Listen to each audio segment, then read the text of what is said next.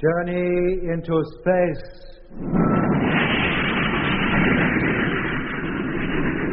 The BBC presents Jet Morgan in The World in Peril.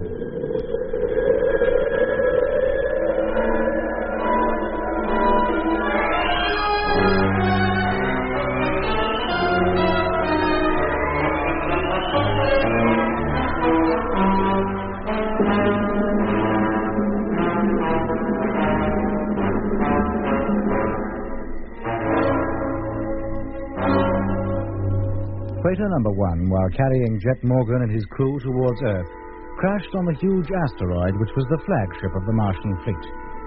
Aboard was the lone Martian who, in spite of being the only one left in the whole solar system, seemed determined to carry out the invasion of Earth, which had been planned by his ancestors hundreds of years before. Then Harding, once a crew member of Jet's original fleet but now working for the Martian, arranged the Earthman's transfer from the wrecked freighter into the bowels of the asteroid. Well, these are your quarters, gentlemen. I hope you find them to your liking. This place for us? Yes. Blimey, posh, isn't it? A sight more comfortable than that old freighter, I must say. Where do we sleep? Well, this is just your common room. The bedrooms are behind the doors leading off here. The controls on the wall manipulate the entertainment circuits. Well, what are they? Well, they're clearly labeled radio, film, and in a few weeks when we get closer to Earth, you can receive the television programs radioed from stations in every principal city down there. Oh, you mean the television stations down on Earth are still operating? Of course. You think we'd be going to all this trouble if they weren't? Now, you'll find a change of clothing in the closets in your bedrooms. Meanwhile, you'll remain here until you're sent for. When will that be? You have no idea. Maybe an hour, maybe in a month. So long for now. Food will be brought in an hour. Do you think he really knows that the television transmitters down on Earth are still working? How can he? It'll be weeks before we get close enough to Earth to pick up TV signals. What is more important is whether Control received our last message. We'll never know now, that's for certain. Well, if we wake up one morning to find the invasion's over, we'll know they didn't get it. Or that they failed to take action on it, which is more likely. If only we had some way of finding out. Why not ask his nibs, the Martian? He'd know, I bet. And you think he'd be likely to tell us? I bet Control is calling us right now and wondering why they don't get a reply. That should be obvious. And if they've any sense, compel them to take action. Look, did you tell them the fleet was on its way? Of course I did. The only thing I couldn't tell them was when it would arrive. 2 months. Is that all? That was the time I was given. Oh, they'll never expect us as soon as that. They'll estimate 6 months at least. And if they leave closing down TV stations till then, they'll have had it good and proper. Maybe we can find some way of contacting them from here. What, from right in the enemy's camp? Are you kidding? Every move you make will be watched. Every word you say will be heard. There you are. What did I tell you? We remained virtually imprisoned in the large and comfortable living quarters for what must have been weeks on end. During that time, nobody came near us, except an odd condition type or two to bring us our food and to clear up. We amused ourselves as best we could, listened to radio programs from Earth, and watched innumerable films which we could select at the press of a button. We spent hours gazing at a televiewer screen which showed us the universe outside. Always right in the center of the picture was the Earth. It grew larger every time we looked at it. After 7 weeks, it had grown so large that we were able to pick out the features of its surface with ease. Slowly, the 5 continents revolved before us. The brilliant white clouds appeared to be actually touching the Earth's surface, and the sea, shining like a skin of pale blue glass, seemed to be on the same level as the land masses, and part of them. At this distance, it had a strangely solid appearance, as solid as the brilliant polar ice caps which form the brightest part of the globe. We were getting very close to home now. We should, under normal circumstances, have been thrilled at the thought, but now, with the fate of the whole world at stake, our homecoming was far from being a happy one.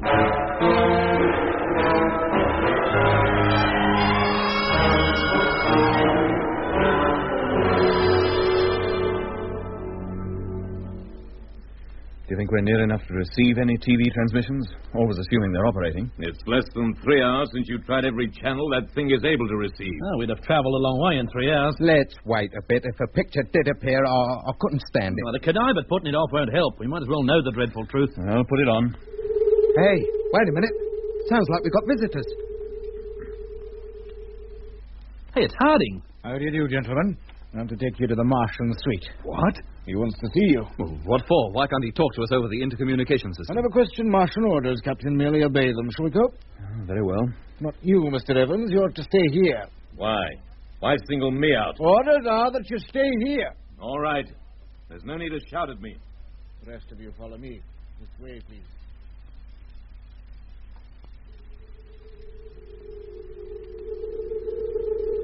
Well, this seems to be the end of the line. Just a huge circular room. With a high, dome-shaped roof. Is this where he hangs out? Can anybody see him? There's so little light, it's not easy to see anything. Oh, blimey. Look out. What is it, Lemmy? Over there. Somebody's standing against the wall. Stand still. Don't move. Hello? Anybody here? Of course. Would I have invited you here if there wasn't? It's him. It's the geezer. I thought you said he was a giant. Whoever that is isn't any bigger than we are. And why doesn't he move? He just stands there staring at us. Oh, what an ugly mug. And those eyes. They're glowing, I swear it. What do we do, Jet? Go over to him? I suppose so. Maybe he wouldn't like it if we approach too close. Go ahead. I don't mind. Hey, that voice seems to come from up on the roof. Of course. And who's that over there? Why don't you go over and see? He doesn't bite. In fact, he wouldn't move a muscle if you bit him. Come on. Well, I'll be... It's nothing but a statue. Carved from rock with precious stones for eyes. Eh? And this poor light, no wonder we mistook it for a man. It's like a relic from an ancient South American civilization. That's exactly what it is. But when my ancestors acquired it, the civilization which produced it was contemporary. The city from which that statue came has long since been destroyed by a violent earthquake. Its remains overgrown by the jungle. But the people who lived in it were kind to us. So, when we returned to Mars, we brought most of them back. They built our cities for us. So that's why those pyramids down on Lacus Solis were so familiar. Yes, they were built by Earthmen. Before we took those Indians back to Mars, it never occurred to us to build upwards. We always built down into the ground. So is that why you brought us here, just to tell us that? No, I want to talk to you. What about? We are getting very close to Earth now. We realize that. I have a great liking for you and your crew, Captain Morgan. A great admiration, in fact. Aye, aye. Now what's he leading up to? I admire the way you have stuck steadfastly to your purpose. It is only a pity that you should have spent so much of your time and energy on a lost cause. All is not lost yet. You still live in the hopes of Earth having taken action on your information about television stations? Of course. I'm sorry to have to disappoint you. Now what? On the wall, a picture's appearing. You can see Earth has taken no action whatsoever. Oh, blimey. So you see, Captain Morgan, all your efforts have been in vain. It is futile for you to hope that you can do anything to prevent the invasion. Well? But even after the conquest, as you call it, the Earth will still need men, Earthmen, to carry out my orders and help run it efficiently. I'd rather my controllers were not condition types. And there are very few normal men whom I can trust. And you think you can trust us? I am sure. Once you've decided to accept such positions. But the answer is no. A pity. What else can I offer? To call off the invasion and go home? Would you have called off your invasion of Mars had I asked you? At least I have a good reason for invading Earth. I am looking for somewhere to live. And why move into our planet? Is there nowhere else you can go? Not in this solar system, there isn't. Well, you talk as though there are others. There are. Our nearest neighbor, the star you know as Proxima Centauri, has 15 attendant worlds, and all but 2 of them supporting life of some kind. One is remarkably like the Earth. Then why don't you go there? Proxima Centauri is more than 4 light years from here. Even in these asteroids, we couldn't hope to cover the distance in less than 70 years. The whole lifetime of an Earthman. But only a fraction of that of a Martian. Then you could go then. That would solve all our problems. It is not just myself I have to consider. There are thousands of Earthmen who are part of this fleet. Do you deny them the right to return home? Not if they return without you, we don't. They cannot return without me. Besides, I am not so young myself. There would be precious little of my life left by the time our destination was reached. And none at all of the rest of the Earthmen in this fleet. Well, that does put a different light on it, I must say. There is also the question of conserving the resources of Earth. For I am convinced that unless man is forced to take care of the planet he has inherited, he will rapidly destroy it, himself, and all other kinds of life in the process. Oh, far from being opposed to my plan, you should welcome it. It can only result in ultimate good. How many times have we heard that line? There's a great deal in what you say. Man is destructive, but he's rapidly learning that it doesn't pay. He is not learning fast enough, Captain. Neither did we. I offer the Earth the benefit of 1,000,000 years of experience. But you cannot do it without holding the Earth in subjection. I will. By hypnotism. That is the only weapon I need. But it is a weapon. The subjects will be unaware that they are hypnotized. To them, nothing will appear to be changed. Their future happiness is assured. What makes you think they'll be happy? Why shouldn't they be? You think they'll knuckle down and obey orders without question at all times, forever? I do not have to hold them down forever. I cannot live that long. But I want to spend the time left to me quietly among the Earth's green hills, under its blue sky and along its golden shores. By the time I am dead, the Earth will have learned its lesson. You hope. And be glad to lead the kind of life I will establish, because it is the only way.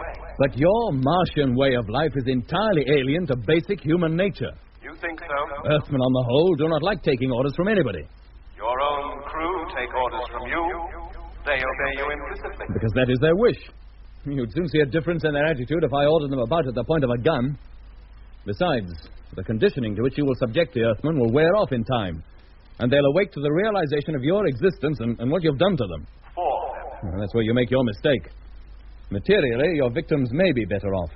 But there is one vital part of their makeup which you'll have overlooked. And what is that? Their love of freedom. The most vital thing a man can have next to his soul. Earthmen in all parts of the world have been conquered many times by other Earthmen. There's no doubt at all that in many cases the conquest has been a good thing for the conquered. Brought them new ways of life. Raised their standard of living. Turned them from fierce savages into civilized beings, but have they been grateful? They should have been. Oh, in a way they have, but most men prefer to control their own destinies. And the moment people on Earth wake up to the fact that they're governed by an alien like you, you'll have a revolt on your hands. I guarantee it. Oh, history proves time and again that you can hold a group of people down for a period, but you cannot hold them down forever. The desire for freedom is too strong. And you'll find half the men leading the revolt will be your supervisors and controllers. Men like Jack Evans, who won't be above organising a little conquest of their own if they get the chance. Yeah, the Earth will be in a far greater mess than it is now, and all your good intentions will have come to nothing. That we shall see. You put up a good case, but the invasion will be carried through just the same. I thought perhaps you might have had the welfare of your home planet sufficiently at heart to cooperate with us. Clearly you haven't. But this is no ordinary conquest, Captain. Remember that. And above all, do not underestimate my power. Oh, blimey, what's that? Look at the wall. It's glowing, all of it. Yeah, there's a picture appearing. This must be another of those three-dimensional televiewer screens. Oh, look, it must be him.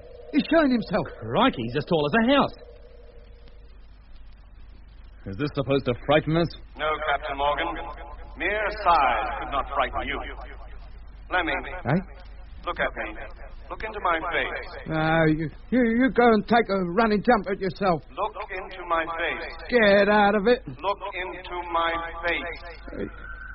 Oh, Mother, what big eyes you've got. Oh, what's going on? I feel... What do you say now, Lemmy? What are your orders? Very good. You see, gentlemen, how easily it can be done. And everything down on Earth is ready. What are your orders? Lemmy. Don't worry. His conditioning is slight. A few slaps on the cheek will soon bring him round. Now you may return to your quarters. He's gone. Thank goodness. Lemmy. Oh, it's all right, Jet. I'll get him. Lemmy. Oh. Lemmy, wake up. Oh, what happened? Get up on your feet. Did I faint or something? You're okay now. Now, come on. Where are we going? Back to our quarters. The interview is over.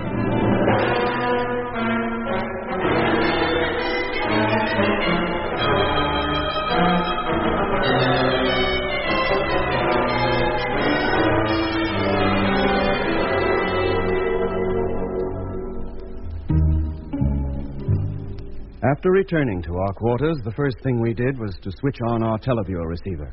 I think in the back of all our minds was the hope that perhaps the Martian had been fooling us, that the so-called transmissions from Earth were, in fact, a trick to convince us that all hope had gone and to persuade us to fall in with his plan.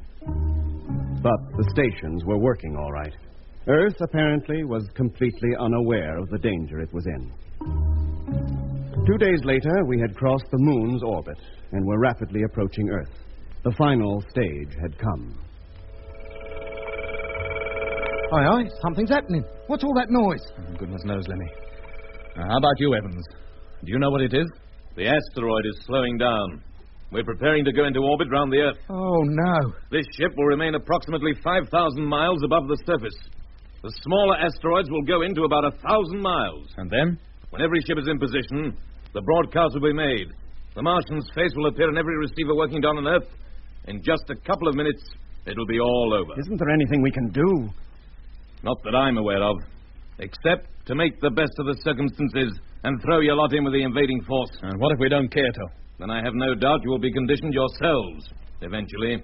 And from then on, you'll have no choice but to do exactly as you're told. Encouraging, isn't it? We could only wait and let events take their inevitable course. 36 hours later, we were in free orbit round the Earth, and the rest of the fleet, hundreds upon hundreds of smaller asteroids, had taken up their positions 1,000 miles above the Earth's surface. They formed a belt round and above the Earth's equator, similar to those that encircle the planet Saturn. They were 4,000 miles below the big asteroid in which we were traveling, but we could see them quite distinctly. We were powerless to do anything. We had no way of contacting Earth now. We could only stand by helpless and watch. Lemmy. Yes, mate? Turn on the television receiver. What for? You might as well know when the end does come. Be careful, Captain. What about? When the Martian appears and begins the conditioning process, it will affect everybody who is watching, including us. And we won't watch. We'll just listen. She's on. It's London, number 1. And if I might say so, that music they're playing could be more appropriate. How long before the fatal transmission will be made? It was scheduled for 1600 hours Universal Time. That's only 90 minutes from now. That's all. What the... Hey, the receiver, it's cut. What? Yeah, Jet. And the picture's gone, too. Yeah. Oh, the set must have broken down. Martian receivers don't break down. But Earth's transmitters do. Let me switch to another channel. Right. No, nothing. Oh, try the rest. Try all of them. Yes, mate. Madrid. Nothing. Paris. Nothing. New York. Nothing. Johannesburg. Nothing. Everything's off. Can't be a transmitter working anywhere. Then they must have been closed down. Yeah. They've taken action. But this is too good to believe. But why take so long about it? Does it matter? So long as they're off, the Martian plan for hypnotizing the world's populace is frustrated. Let's hope they are off, and it's not just this receiver that's gone wrong. No, it's not the receiver, Doc. There's definitely nothing for it to pick up. His Nips has had it now. What can he do? He'll think of something. He'll not be beaten that easily. You think so? I'd like to see him get out of this.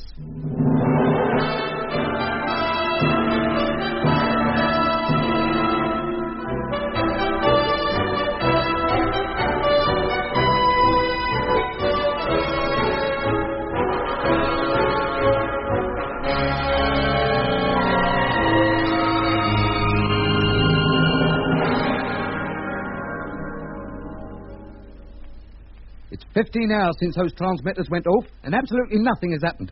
Why doesn't that geezer do something? You can't just leave the entire fleet encircling the Earth forever. Maybe he's hoping the television transmitters will open up again. No chance of that, Doc, I'm sure. Yeah, they don't know what a narrow escape they had down there. But why did they wait until the last minute? Oh, I think that's easily explained, Mitch. They got our message all right, but they didn't expect the fleet to arrive for another couple of months at least. But when the asteroids appeared in the sky, and everybody on Earth must have seen them, they had to shut down quickly. That's why they didn't go off until the last moment. Oh, but there's pandemonium going on down there. Not half the pandemonium there will be if the Martian attempts a landing without having conditioned everybody first. Captain Morgan. Oh, crikey, he's here. Hello, yes? You have exactly 1 hour in which to get off this asteroid. Get off? But You will be conducted to a sphere bay out on the surface. You are at liberty to board one of the spheres and fly it down to Earth with the rest. with the rest? You mean you're going to attempt an invasion after all? No, it was never part of my plan to spill blood. How do you mean? Not only did your message get through, but your space headquarters took the necessary action. I know that already. But they still expect me to invade. And all over the world, great armies and air forces are standing by, ready to repel us should we set foot on the planet. And so you send us down. What do you think we are, clay pigeons? I'm sending nobody. Anybody who returns to Earth at this stage does so of his own free will. Will any others be going? Thousands. More than half the personnel of the entire fleet. They have chosen to go. I don't understand. How can they have... Quite easily explained, Captain. I cannot invade now. My strongest weapon has been snatched from me, so I've decided to withdraw. But I have given the members of the fleet an opportunity of returning to their native planet, if they wish. And more than half of them have elected to. Yes. And when I think of the beauty of your planet, I cannot blame them. Yet it pleases me to know that so many are prepared to remain under my control and command. You may not believe it, Captain Morgan, but a lot of the people aboard this fleet were quite enthusiastic supporters of my plan to invade. They hardly had any choice, did they? Switch on the intercommunication television. No, don't. Won't look at him and he'll condition us all. This is no trick. It's not my picture, you will see. Switch it on, Lemmy. Right.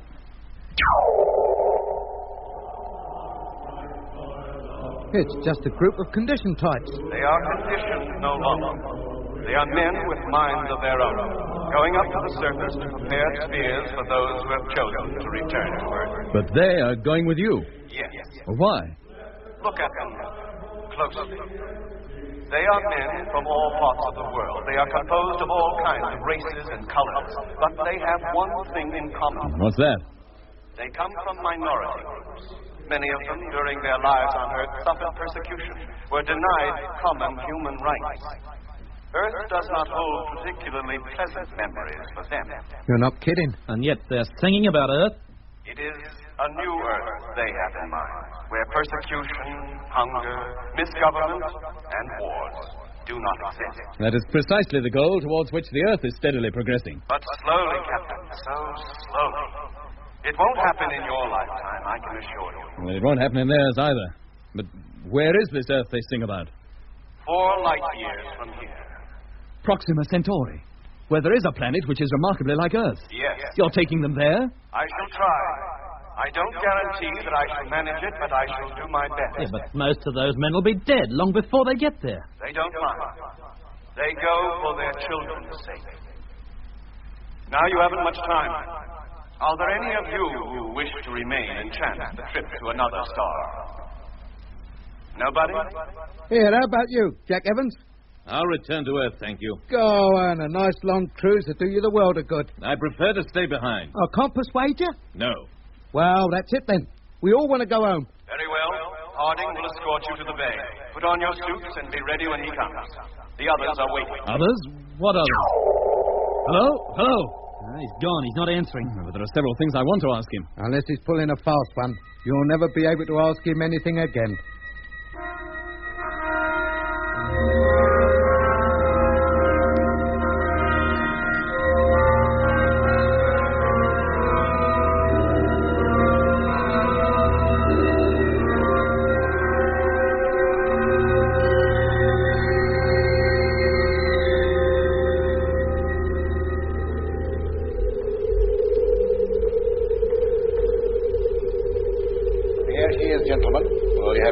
Climb aboard and head for Earth. Aren't you coming with us? No. You prefer to risk your neck getting out to Proxima Centauri? Yes, I do. I have no doubt that we shall get there. Well, I'm glad you're so confident. And if we can get there, we can get back. Remember that. Tell it to your children. Aye? Come on, Lenny. Out you go. Yes, mate. Goodbye, Harding. Good luck. Good luck to you, sir. Oh, blimey, look up there. The Earth. It nearly fills the whole sky. I don't mean that. Look at all those spheres. Hundreds of them. But they're all going down to Earth. And where else? Now, come on. Get inside the ship or we'll be among those who won't be going. All right. Stow your suits. Get ready for takeoff. Okay. Right. Now, Mr. Evans, does this ship carry a radio? Yes. That's it over there. Any idea how to tune it? I think so. And show Lemmy how. Go with him, Lemmy. Try to contact control. Yes, mate. All set, sir. Take off whenever you're ready. And do it now, but take it easy. Contact. Here we go. We're off. Get the televiewer, Mitch. Select a spot on Earth to which we can home on the automatic navigation control. Roger. Well, Jet, that seems to be that. Let's not be too sure, Doc. We still have to convince Earth that those spheres outside and this are no longer part of an invasion fleet. Hello, Earth. Lemmy Barnett calling. Calling control. Can you hear me? Repeat. Lemmy Barnett calling control. Can you hear me? I'd better get over to the radio, Doc. When they do come through, I'll have a lot of explaining to do. Hello, control answering, receiving you. Strength 4. Repeat, strength 4. Come in, Lemmy. What's the news? What's happening out there? Jet! I've got him. Thank you, Lemmy. Leave this to me. I'll take over now. Yes, mate. Hello, Control. Morgan speaking. Have very important news for you. Listen carefully. We are on our way down to Earth. Repeat, on our way down to Earth, accompanied by hundreds of Martian spheres. This is not the invasion fleet. Repeat, not the invasion fleet.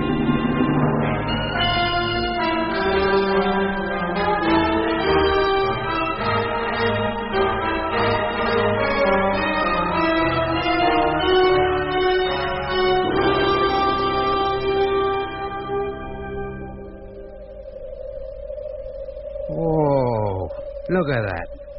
Did you ever see such a wonderful sight? We're only 100 miles above the surface now.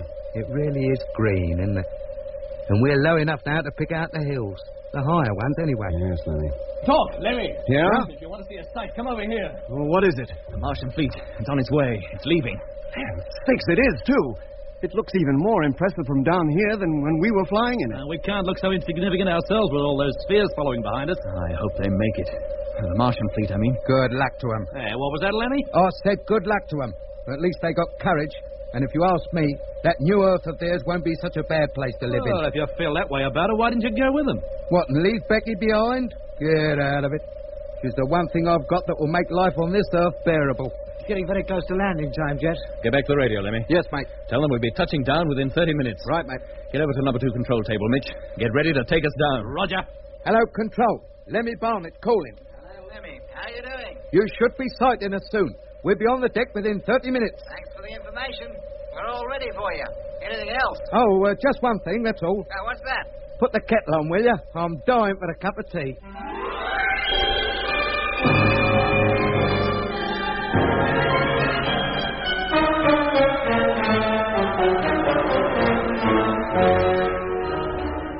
That was the 20th and final episode in the present series of Journey into Space.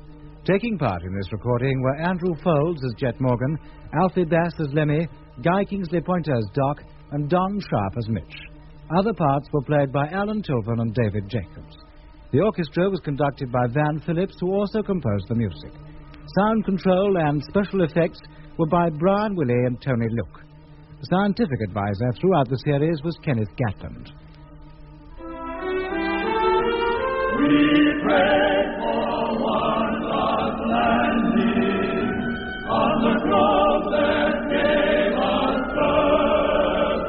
Let us rest our eyes on the fleecy sky and the cool green hills of Earth. Journey into Space was written and produced for the BBC by Charles Chilton.